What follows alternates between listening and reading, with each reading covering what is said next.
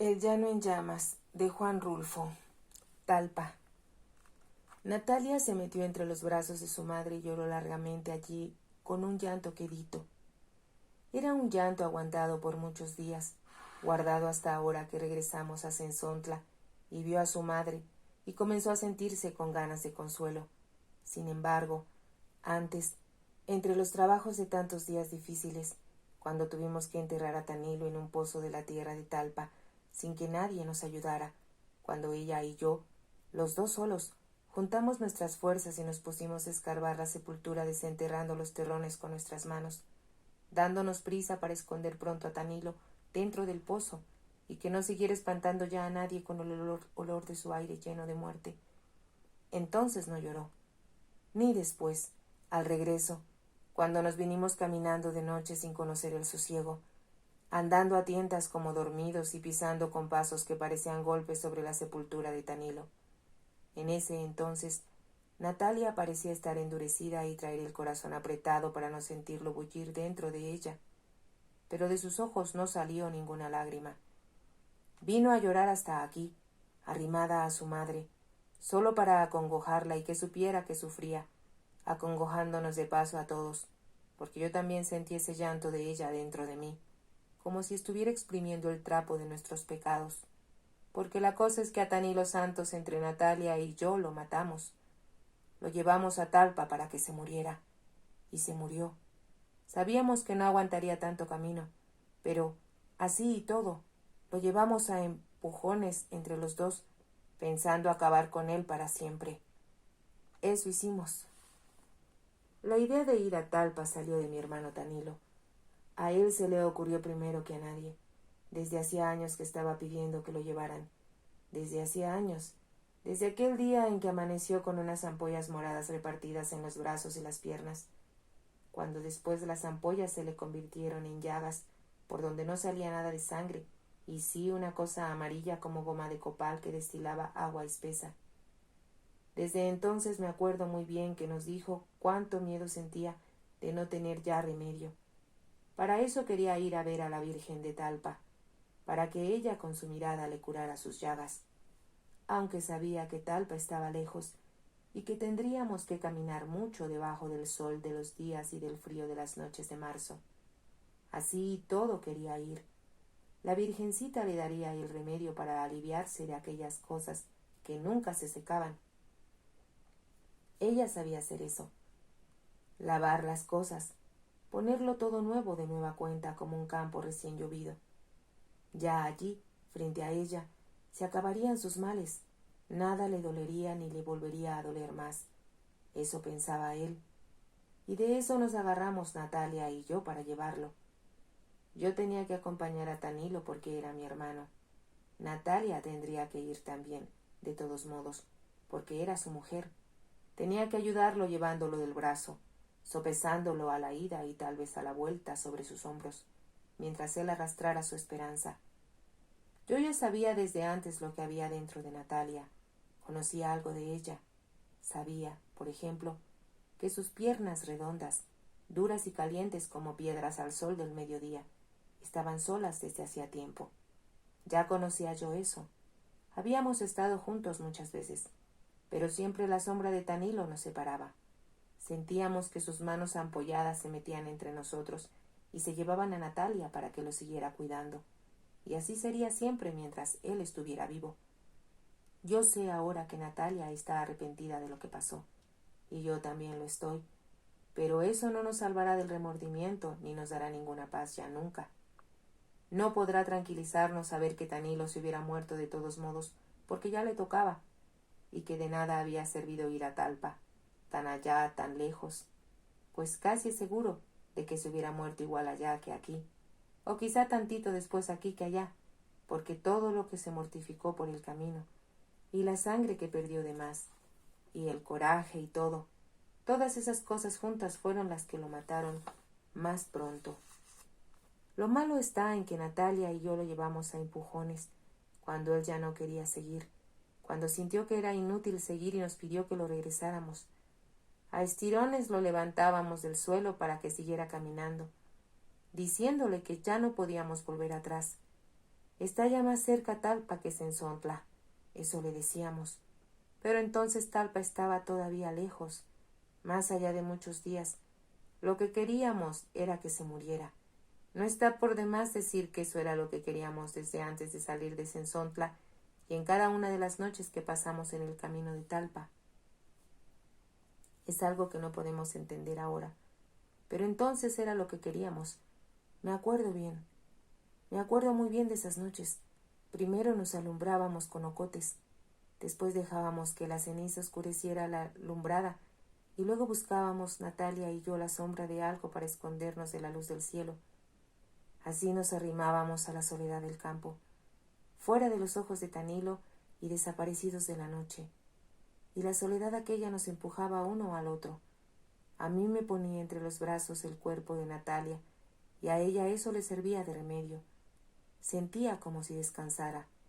Se olvidaba de muchas cosas, y luego se quedaba adormecida y con el cuerpo sumido en un gran alivio. Siempre sucedía que la tierra sobre la que dormíamos estaba caliente, y la carne de Natalia, la esposa de mi hermano Tanilo, se calentaba enseguida con el calor de la tierra. Luego aquellos dos calores juntos quemaban y lo hacían a uno despertar de su sueño. Entonces mis manos iban detrás de ella, iban y venían por encima de ese como rescoldo que era ella, primero suavemente, pero después la apretaban como si quisiera exprimirle la sangre, así una y otra vez, noche tras noche, hasta que llegaba la madrugada y el viento frío apagaba la lumbre de nuestros cuerpos. Eso hacíamos Natalia y yo a un lado del camino de Talpa, cuando llevamos a Tanilo para que la Virgen lo aliviara. Ahora todo ha pasado. Tanilo se alivió hasta de vivir. Ya no podrá decir nada del trabajo tan grande que le costaba vivir, teniendo aquel cuerpo como emponzoñado, lleno por dentro de agua podrida que le salía por cada rajadura de sus piernas o de sus brazos, unas llagas así de grandes que se abrían despacito, muy despacito, para luego dejar salir borbotones con aire como de cosa echada a perder que a todos nos tenía asustados. Pero ahora que está muerto la cosa se ve de otro modo. Ahora Natalia llora por él, tal vez para que él vea, desde donde está, todo el gran remordimiento que lleva encima de su alma. Ella dice que ha sentido la cara de Tanilo estos últimos días. Era lo único que servía de él para ella, la cara de Tanilo, humedecida siempre por el sudor en que lo dejaba el esfuerzo para aguantar los dolores. La sintió acercándose hasta su boca, escondiéndose entre sus cabellos, pidiéndole, con una voz apenitas, que lo ayudara. Dice que le dijo que ya se había curado por fin, que ya no le molestaba ningún dolor. Ya puedo estar contigo, Natalia. Ayúdame a estar contigo. Diz que eso le dijo. Acabábamos de salir de Talpa, de dejarlo allí enterrado bien hondo en aquel como surco profundo que hicimos para sepultarlo. Y Natalia se olvidó de mí desde entonces. Y no sé cómo le brillaban antes los ojos como si fueran charcos alumbrados por la luna. Pero de pronto se destiñeron, se le borró la mirada como si la hubiera revolcado en la tierra, y pareció no ver ya nada. Todo lo que existía para ella era el Tanilo de ella, que ella había cuidado mientras estuvo vivo, y lo había enterrado cuando tuvo que morirse. Tardamos 20 días en encontrar el camino real de Talpa. Hasta entonces habíamos venido los tres solos. Desde allí comenzamos a juntarnos con gente que salía de todas partes, que había desembocado como nosotros en aquel camino ancho parecido a la corriente de un río, que nos hacían dar a rastras, empujados por todos lados como si nos llevaran amarrados con hebras de polvo, porque de la tierra se levantaba, con el bullir de la gente, un polvo blanco como tamo de maíz que subía muy alto y volvía a caer. Pero los pies al caminar lo devolvían y lo hacían subir de nuevo. Así a todas horas estaba aquel polvo por encima y debajo de nosotros. Y arriba de esta tierra estaba el cielo vacío, sin nubes, solo el polvo. Pero el polvo no da ninguna sombra. Teníamos que esperar a la noche para descansar del sol y de aquella luz blanca del camino. Luego los días fueron haciéndose más largos. Habíamos salido de Cenzontla a mediados de febrero, y ahora que comenzaba marzo amanecía muy pronto. Apenas si cerrábamos los ojos al oscurecer, cuando nos volvía a despertar el sol, el mismo sol que parecía acabarse de poner hacía un rato. Nunca había sentido que fuera más lenta y violenta la vida como caminar entre un amontonadero de gente, igual que si fuéramos un hervidero de gusanos apelotonados bajo el sol, retorciéndonos entre la cerrazón del polvo que nos encerraba a todos de la misma vereda, en la misma vereda, y nos llevaba como acorralados. Los ojos seguían la polvareda, daban en el polvo como si tropezaran contra algo que no se podía traspasar, y el cielo siempre gris, como una mancha gris y pesada que nos aplastaba a todos desde arriba.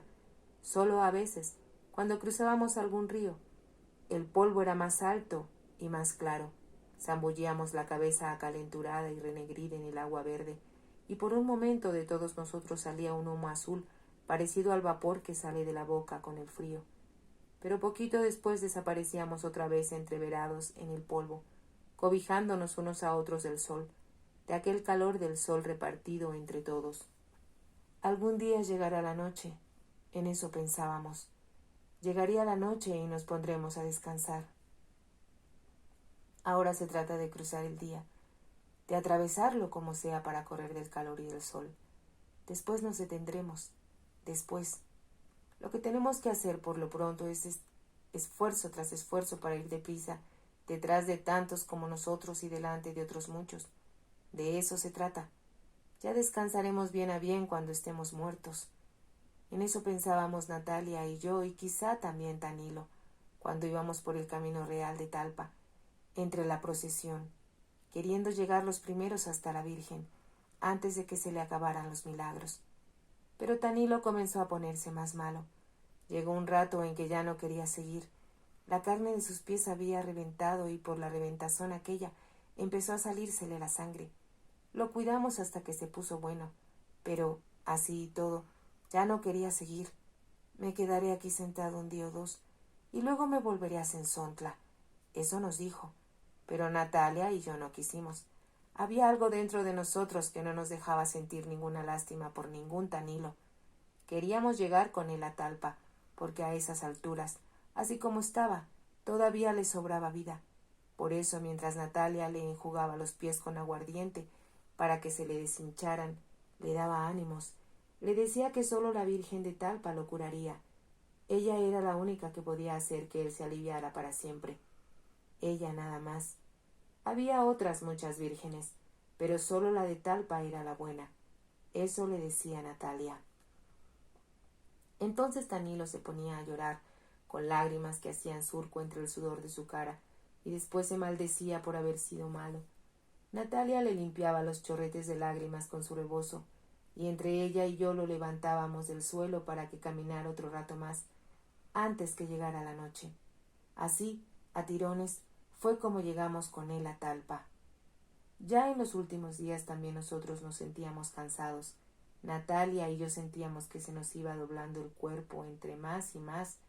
Era como si algo nos detuviera y cargara un pesado bulto sobre nosotros. Tanilo se nos caía más seguido y teníamos que levantarlo y a veces llevarlo sobre los hombros. Tal vez de eso estábamos como estábamos, con el cuerpo flojo y lleno de flojera para caminar, pero la gente que iba allí junto a nosotros nos hacía andar más deprisa.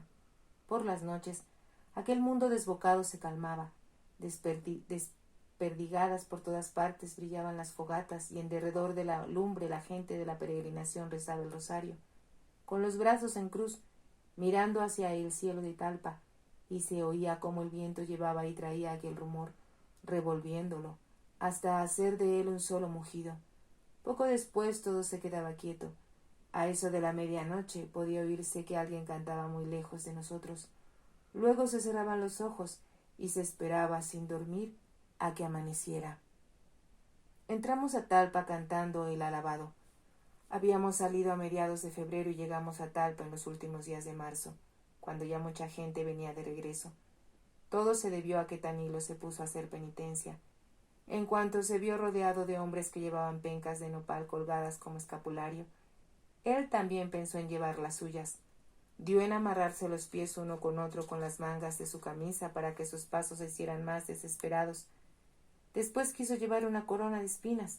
Tantito después se vendó los ojos y más tarde, en los últimos trechos del camino, se hincó en la tierra y así, andando sobre los huesos de sus rodillas y con las manos cruzadas hacia atrás. Llegó a Talpa aquella cosa que era mi hermano Tanilo Santos, aquella cosa tan llena de cataplasmas y de hilos oscuros de sangre que dejaba en el aire, al pasar, un olor agrio como de animal muerto. Y cuando menos acordamos lo vimos metido entre las danzas. Apenas si nos dimos cuenta ya estaba allí, con la larga sonaja en la mano, dando duros golpes en el suelo con sus pies amoratados y descalzos. Parecía todo enfurecido, como si estuviera sacudiendo el coraje que llevaba encima desde hacía tiempo, o como si estuviera haciendo un último esfuerzo por conseguir vivir un poco más. Tal vez al ver las danzas se acordó de cuando iba todos los años a Tolimán, en el novenario del Señor, y bailaba la noche entera hasta que sus huesos se aflojaban, pero sin cansarse. Tal vez de eso se acordó y quiso revivir su antigua fuerza. Natalia y yo lo vimos así por un momento. Enseguida lo vimos alzar los brazos y azotar su cuerpo contra el suelo, todavía con la sonaja repicando entre sus manos salpicadas de sangre. Lo sacamos a rastras, esperando defenderlo de los pisotones de los danzantes, de entre la furia de aquellos pies que rodaban sobre las piedras y brincaban aplastando la tierra sin saber que algo se había caído en medio de ellos. A horcajadas, como si estuviera tullido, entramos con él en la iglesia. Natalia lo arrodilló junto a ella, enfrentito de aquella figurita dorada que era la Virgen de Talpa, y Tanilo comenzó a rezar y dejó que se le cayera una lágrima grande, salida de muy adentro, apagándole la vela que Natalia le había puesto entre sus manos. Pero no se dio cuenta de esto. La luminaria de tantas velas prendidas que allí había le cortó esa cosa con la que uno se sabe dar cuenta de lo que pasa junto a uno. Siguió rezando con su vela apagada, rezando a gritos para oír que rezaba. Pero no le valió. Se murió de todos modos. Desde nuestros corazones sale para ella una súplica igual, envuelta en el dolor, muchas lamentaciones revueltas con esperanza. No se ensordece su ternura ni ante los lamentos ni las lágrimas, pues ella sufre con nosotros. Ella sabe borrar esa mancha y dejar que el corazón se haga blandito y puro para recibir su misericordia y su caridad. La Virgen nuestra, nuestra Madre, que no quiere saber nada de nuestros pecados, que se echa la culpa de nuestros pecados, la que quisiera llevarnos en sus brazos para que no nos lastime la vida, está aquí junto a nosotros, aliviándonos el cansancio y las enfermedades del alma y de nuestro cuerpo aguatado, herido y suplicante. Ella sabe que cada día nuestra fe es mejor porque está hecha de sacrificios.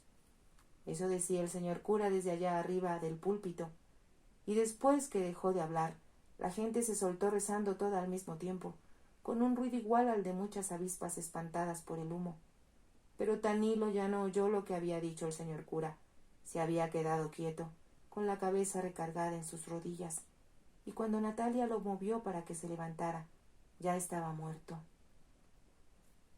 Ahora se oía el ruido de las danzas, los tambores y la chirimía, el repique de las campanas, y entonces fue cuando me dio a mí tristeza ver tantas cosas vivas, ver a la Virgen allí, mero enfrente de nosotros dándonos su sonrisa, y ver por el otro lado a Tanilo, como si fuera un estorbo. Me dio tristeza. Pero nosotros lo llevamos allí para que se muriera. Eso es lo que no se me olvida. Ahora estamos los dos en Sensontla. Hemos vuelto sin él, y la madre de Natalia no me ha preguntado nada, ni qué hice con mi hermano Tanilo, ni nada. Natalia se ha puesto a llorar sobre sus hombros y le ha contado de esa manera todo lo que pasó. Y yo comienzo a sentir como si no hubiéramos llegado a ninguna parte, que estamos aquí de paso, para descansar, y que luego seguiremos caminando. No sé para dónde, pero tendremos que seguir, porque aquí estamos muy cerca del remordimiento y del recuerdo del Tanilo. Quizá hasta empecemos a tenernos miedo uno al otro. Esa cosa de no decirnos nada desde que salimos de Talpa tal vez quiera decir eso. Tal vez los dos tenemos muy cerca el cuerpo de Tanilo, tendido en el petate, enrollado, lleno por dentro y por fuera de un hervidero de moscas azules que zumbaban como si fuera un gran ronquido que saliera de la boca de él, de aquella boca que no pudo cerrarse a pesar de los esfuerzos de Natalia y míos, y que parecía querer respirar todavía sin encontrar resuello.